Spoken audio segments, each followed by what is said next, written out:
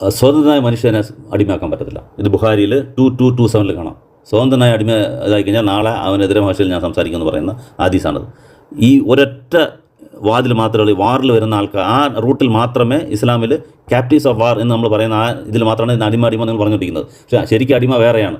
സ്വതന്ത്രമായ ആൾക്കാരെ പിടിച്ച് അടിമയാക്കുന്ന ആഫ്രിക്ക എന്നൊക്കെ പിടിച്ചുകൊണ്ടൊന്ന് അടിമയാക്കിയില്ല അമേരിക്കക്കാർ, ട്രാൻസ് ആഫ്രിക്കൻ സ്ലേവറി എന്നൊക്കെ പറഞ്ഞ്.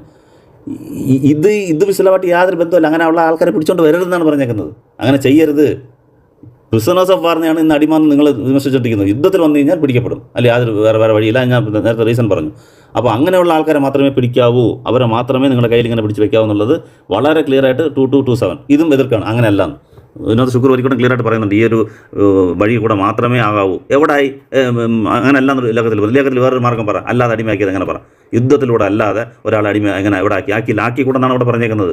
അങ്ങനെയൊന്നുമില്ല, പലരെയും ആക്കിയിട്ടുണ്ട്, കച്ചവടം ആക്കിയിട്ടുണ്ട്. ശരി, കച്ചവടം ആക്കുന്നത് എങ്ങനെ? ഇനി ആ കച്ചവടത്തെക്കുറിച്ച് പറയും. ഇസ്ലാം അടിമ കച്ചവടം നടത്തിയെന്നുള്ളത്. കച്ചവടം ഞാൻ പറഞ്ഞാൽ ഇത് വാല്യൂ ഉള്ളതാണ്. അവർക്കൊരു വാല്യൂ ആയിട്ട് ശമ്പളത്തിന് പകരമായിട്ട് തന്ന ഒരു സിസ്റ്റമാണത്.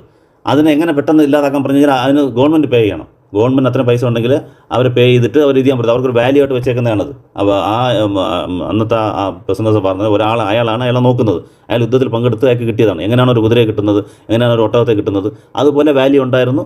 അതുകൊണ്ട് മൂല്യങ്ങൾ വെച്ച് അവർ ആ കൈമാറ്റം ചെയ്തിരുന്നു. അടിമ കച്ചവടം എന്ന് പറയുന്നു. അത് അന്ന് ഉണ്ടായിരുന്നു, വാല്യൂ ഉണ്ടായിരുന്നു. പക്ഷേ അത് പെട്ടെന്ന് നിർത്താൻ പറ്റിയ ഇപ്പോൾ നമ്മൾ ഇന്ന് നമുക്ക് എല്ലാവർക്കും ബെൻസ് കാറുണ്ടെന്ന് വിചാരിക്കുക. ഡീസൽ ബെൻസ് കാറുണ്ട്. അത് ഒറ്റ ദിവസം കൊണ്ട് ഗവൺമെൻറ് നിരോധിക്കുകയാണെങ്കിൽ ഡീസൽ നാളെ യൂസ് ചെയ്യാൻ പാടില്ലെന്ന് പറഞ്ഞാൽ ആ നഷ്ടം ആര് സഹിക്കും?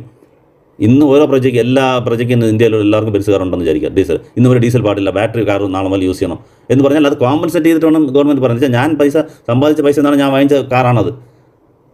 ഫുൾ പൊല്യൂഷൻ ഉണ്ടാകുന്നു എന്നുണ്ടെങ്കിൽ എന്തെങ്കിലും അതിനകത്തൊരു പ്രശ്നമുണ്ട്, ഡീസൽ കാർ ഉപയോഗിക്കുന്നുണ്ട്, അറ്റ്മോസ്ഫിയറിക് പൊല്യൂഷൻ ഉണ്ടാകുന്നു എന്നുണ്ടെങ്കിൽ ഗവൺമെൻറ് ഉണ്ടെങ്കിൽ ഇതിന് അല്ലെങ്കിൽ സബ്സിഡി തരണം, എന്തെങ്കിലും തരണം, അടുത്ത കാർ മേടിക്കാൻ എനിക്ക് പൈസ തരണം, എന്തെങ്കിലും കോമ്പൻസേറ്റ് ചെയ്താലേ പറ്റത്തുള്ളൂ. അതേ സിസ്റ്റമാണ് ഇവിടെയും.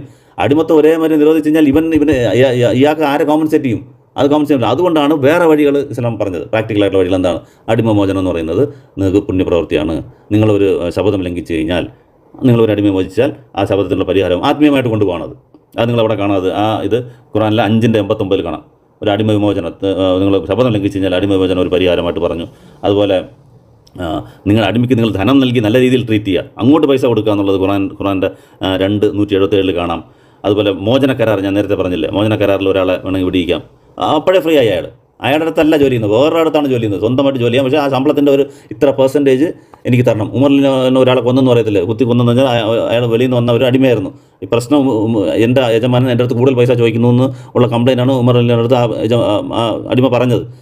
അപ്പോൾ ഉമറിന് ആ സമയത്തൊന്നും പറഞ്ഞില്ല. പക്ഷേ പിന്നീട് പോയ സഹാബിയുടെ ചോദിച്ചു, ഇത്രയും പൈസ മേടിക്കേണ്ടതാണ്, കുറച്ച് കൊടുക്കുന്നുള്ളൂ. പക്ഷേ ആ വന്ന അടിമയ്ക്ക് ദേഷ്യം വന്നു. ഞാൻ പറഞ്ഞത് ഉമർ കേട്ടില്ല. ആ ദേഷ്യത്തിനാണ് കുത്തിയിട്ട് പോയത്, അതിൽ ഷഹീദായതും. അപ്പോൾ ഇതൊക്കെ സിസ്റ്റങ്ങളുണ്ട്. അടിമമോചനം എന്ന് പറഞ്ഞ് പുള്ളി വേറെ സ്ഥലത്ത് വർക്ക് ചെയ്തുകൊണ്ടിരിക്കുകയാണ്. അതിൻ്റെ ഒരു നിശ്ചിത ശതമാനം മാത്രം എമൗണ്ട് കൊടുത്താൽ മതി, അപ്പോഴേ റിലീസായത്. അത് ആ ക്ലോസ് നിങ്ങൾക്ക് മോചന കരാറിൻ്റെ 24-33 കാണാം. അവരെ സഹായിക്കുക എന്നുള്ളത് കാണാം. അതുപോലെ അടിമയെ മോചിപ്പിക്കുന്നത് ഖുറാൻ്റെ മറ്റൊരായത്തിൽ 90-13-14 അതെല്ലാം പ്രോത്സാഹിപ്പിക്കപ്പെട്ടിട്ടുണ്ട്. ഒരുപാട് മാനുമിഷൻ എന്നുള്ള നിങ്ങൾ ഹദീസിലെടുത്ത് നോക്കി കഴിഞ്ഞാൽ ഒരുപാട് സമയത്തുള്ള മാനുമിഷൻ കാണാം. ഞങ്ങൾ സൂര്യഗ്രഹണ സമയത്ത് മാനുമിറ്റ് ചെയ്തു, ചന്ദ്രഗ്രഹണ സമയത്ത് മാനുമിറ്റ് ചെയ്തു. അങ്ങനെ ഒരുപാട് അങ്ങനെ ചെയ്ത് പ്രവാചകൻ്റെ സമയത്ത് ഏതാണ്ട് എല്ലാ അടിമകളെയും അപ്പം തന്നെ അത് മാറുകയും ചെയ്തു. എന്നുവെച്ചാൽ ഒരു തെറ്റ് ചെയ്യുമ്പോഴത്തേക്ക് ഞാൻ എൻ്റെ വാല്യൂ നോക്കാതെ ഞാൻ ദാനധർമ്മം പോലെ എടുത്തു. ഒരു അടിമയെ മോചിപ്പിക്കുന്നത് ദാനധർമ്മം പോലെയാണ്. അത് ആത്മീയത നിനക്ക് നാളെ അള്ളാഹുവിൻ്റെ അടുത്ത് കൂലി കിട്ടും, അല്ലെങ്കിൽ നിനക്ക് ഈ ചെയ്ത തെറ്റിന് ശിക്ഷ കിട്ടത്തില്ല എന്നുള്ള രീതിയിൽ അവനെ സാറ്റിസ്ഫൈ ചെയ്യിപ്പിച്ചു. ഓക്കെ, അപ്പോൾ ഞാൻ ചെയ്ത തെറ്റിനാണ് ചെയ്യുന്നത്. അപ്പം പൈസ കൊടുക്കാനില്ലാത്തതുകൊണ്ട് വേറെ രീതി, ആത്മീയ രീതിയിൽ കണ്ടിട്ട് ആ അടിമയെ മോചിപ്പിക്കാൻ പറഞ്ഞു.